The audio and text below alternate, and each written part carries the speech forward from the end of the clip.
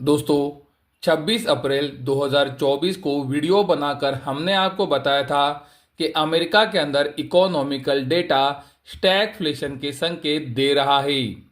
हमने आपको वो वीडियो के अंदर इकोनॉमिकल डेटा से ये दिखाया था कि स्टैगफ्लेशन अमेरिका के अंदर आ सकता है। लेकिन 1 मई 2024 को जब फेडरल रिजर्व की मीटिंग खत्म हुई और ये मीटिंग के बाद जब प्रेस कॉन्फ्रेंस हुई, ये प्रेस कॉन्फ्रेंस के अंदर एक रिपोर्टर ने फेडरल रिजर्व के चेयरमैन पॉवेल से पूछा कि उनका स्टैगफ्लेशन के ऊपर क्या नज़रिया है। तो उन्होंने बताया कि वो ना स्टैग देखते हैं ना फ्लेशन, यानी कि उन्हें स्टैगफ्लेशन कहीं पर भी नज़र नहीं आता है। तो चलो ये वीडियो से एक बार पता करते हैं कि अमेरिका के अंदर जो इकोनॉमिकल डेटा 26 अप्रैल 2024 के बाद आया है वो क्या संकेत दे रहा है। हमने आपको हमारे वीडियोस से ये लगातार दिखाया है कि अमेरिका के अंदर जब भी इंटरेस्ट रेट बहुत तेज़ी से ऊपर गए हैं और उसके बाद वो वहीं पर कुछ समय के लिए रुके हैं, उसके बाद हमेशा अमेरिका के अंदर इकोनॉमिकल प्रॉब्लम आई है। हमने आपको 2001 का एग्जाम्पल दिया था, फिर 2008 और उसके बाद 2020 का भी एग्जाम्पल आपके सामने है। अभी जो इंटरेस्ट रेट बढ़े हैं वो हिस्टोरिकल स्पीड से ऊपर आए हैं और आप देख सकते हो ये इंटरेस्ट रेट 2001 के थोड़ा ही नीचे है, यानी कि दोस्तों इंटरेस्ट रेट बहुत पहले ही ऊपर आ चुके हैं और ये बहुत ही स्पीड से ऊपर आए हैं। तो इसका इम्पैक्ट इकोनॉमी के ऊपर एक समय के बाद जरूर आएगा। इंटरेस्ट रेट का इम्पैक्ट हमेशा लैगिंग होता है, यानी कि इंटरेस्ट रेट पहले बढ़ते हैं और इकोनॉमी के ऊपर इसका इम्पैक्ट धीरे धीरे हमें दिखना शुरू होता है। और मुझे लगता है कि आप आने वाले महीनों में इकोनॉमी के ऊपर इसका इम्पैक्ट जरूर देखोगे। अमेरिका के अंदर पिछले हफ्ते जीडीपी का डेटा आया है और जीडीपी का डेटा हमें ये बताता है कि अमेरिका के अंदर जीडीपी में एक बहुत ही अच्छी गिरावट आई है, क्योंकि ये जीडीपी का डेटा पिछले हफ्ते 1.6% पे आया था। ये हफ्ते महत्वपूर्ण परचेसिंग मैनेजर इंडेक्स यानी कि पीएमआई के डेटाज आए हैं। तो चलो मैं आपको बताता हूँ कि ये डेटा को किस तरह से रीड किया जाता है। लेकिन दोस्तों याद रहे कि ये डेटा का अलग अलग इकोनॉमिक कंडीशन के अंदर अलग अलग इम्पैक्ट होता है, लेकिन मैं आपको जनरली इसे किस तरह से रीड किया जाता है वो अभी बता रहा हूँ। पीएमआई डेटा जब 50 के ऊपर होता है तो ये माना जाता है कि इकोनॉमिक कंडीशन बहुत ही अच्छी है, और जब ये डेटा 50 के नीचे होता है तो ये माना जाता है कि इकोनॉमिकल कंडीशन खराब हो रही है। अमेरिका के अंदर आप देख सकते हो 30 अप्रैल 2024 को महत्वपूर्ण यूएस शिकागो पीएमआई इंडेक्स का डेटा आया था।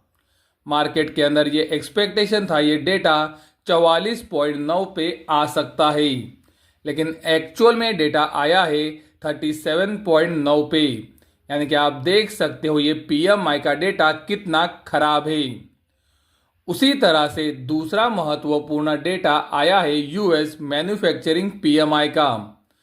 मार्केट के अंदर ये एक्सपेक्टेशन था ये डेटा 49.9 पे आ सकता है, लेकिन एक्चुअल में डेटा आया है 50 पे। अगर हम ये डेटा को 50 के हिसाब से रीड करते हैं तो हमें पता चलता है कि ये डेटा न्यूट्रल है, लेकिन अगर हम पिछले महीने से इसे कंपेयर करते हैं तो हमें पता चलता है कि पीएमआई के अंदर एक बहुत ही अच्छी गिरावट आई है। तीसरा महत्वपूर्ण डेटा आया है आईएसएम मैन्युफैक्चरिंग पीएमआई का। मार्केट के अंदर ये एक्सपेक्टेशन था ये डेटा 50 पे आ सकता है, लेकिन ये डेटा आया है 49.2 पे, यानी कि आप देख सकते हो यहाँ पर भी इकोनॉमिकल डेटा के अंदर एक अच्छी गिरावट आई है। चौथा महत्वपूर्ण डेटा आया है यूएस कंस्ट्रक्शन स्पेंडिंग का, यानी कि कंस्ट्रक्शन के ऊपर जो स्पेंड किया जाता है उसका। मार्केट के अंदर ये एक्सपेक्टेशन था ये डेटा 0.3% पे आ सकता है, लेकिन एक्चुअल में डेटा आया है -0.2% पे, यानी यहाँ पर भी आप देख सकते हो एक बड़ी गिरावट आई है। और दोस्तों यही संकेत दे रहा है कि अमेरिका के अंदर धीरे धीरे इकोनॉमिकल कंडीशन नीचे जा रही है। और उसी समय पर हमने आपको बताया कि अमेरिका के अंदर इन्फ्लेशन तो अभी भी ऊपर ही है, क्योंकि अप्रैल 2024 के अंदर जो इन्फ्लेशन का डेटा आया था वो आया था 3.5% पे। और आप वीडियो के अंदर क्लियरली देख सकते हो इन्फ्लेशन धीरे धीरे ऊपर ही जा रहा है। अगर दोस्तों ये यहाँ पर भी रहता है तो अमेरिका के अंदर इन्फ्लेशन बहुत ऊपर रहेगा, क्योंकि अमेरिकन फेडरल रिजर्व का टारगेट सिर्फ 2% का है। पिछले हफ्ते महत्वपूर्ण यूएस पीसीई प्राइस इंडेक्स का डेटा आया था, जो हमने आपको बताया था कि हमें इन्फ्लेशन के बारे में बताता है। आप देख सकते हो मार्केट के अंदर ये एक्सपेक्टेशन था ये डेटा 2.6% पे आ सकता है, लेकिन एक्चुअल में डेटा आया है 2.7% पे, जो हमें इन्फ्लेशन बढ़ने का संकेत दे रहा है। और एक महत्वपूर्ण डेटा आया था यूएस पीसीई प्राइजेस का। आप देख सकते हो प्रीवियस डेटा था 1.8% पे, लेकिन ये महीने ये डेटा आया था 3.4% पे, यानी कि ये डेटा भी क्लियर संकेत दे रहा था कि इन्फ्लेशन बढ़ने वाला है। उसी तरह से आप यूएस एम्प्लॉयमेंट कॉस्ट इंडेक्स का डेटा भी देख सकते हो, मतलब जो लेबर्स को पे किया जाता है उसका ये डेटा है। और आप देख सकते हो ये डेटा भी बढ़ के आया है, जो एक क्लियर संकेत दे रहा है कि एम्प्लॉयमेंट के अंदर भी इन्फ्लेशन बढ़ रहा है। और एक महत्वपूर्ण डेटा आया है यूएस यूनिट लेबर कॉस्ट का, यानी कि एम्प्लॉय को जो सैलरी देनी पड़ती है उसके ऊपर क्या इन्फ्लेशन आ रहा है। आप देख सकते हो मार्केट के अंदर ये एक्सपेक्टेशन था कि ये डेटा 3.6% पे आ सकता है, लेकिन एक्चुअल में डेटा आया है 4.7% पे। यानी कि दोस्तों आप देख सकते हो कि कितनी बड़ी बढ़ोतरी लेबर कॉस्ट के अंदर हुई है, जो एक क्लियर इंडिकेट कर रही है कि इन्फ्लेशन धीरे धीरे अमेरिका के अंदर बढ़ रहा है। और उसी समय पर हमने देखा कि अमेरिकन इकोनॉमिकल डेटा धीरे धीरे नीचे जा रहे हैं। और दोस्तों ये क्लियर इंडिकेट कर रहा है कि अमेरिका के अंदर स्टैगफ्लेशन के संकेत क्लियरली दिख रहे हैं।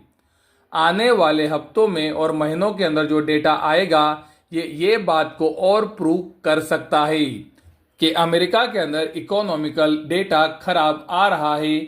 उसी समय पर इन्फ्लेशन बढ़ने के संकेत दे रहा है, जो क्लियर इंडिकेट करता है कि अमेरिका के अंदर अभी तो स्टैगफ्लेशन के संकेत क्लियरली आ रहे हैं।